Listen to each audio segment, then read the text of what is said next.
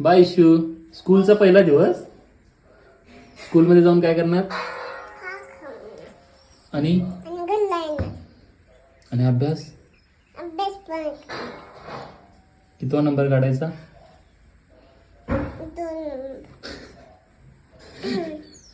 आणि first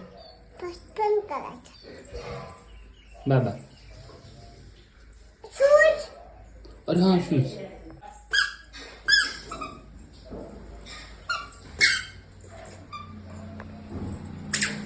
tissue.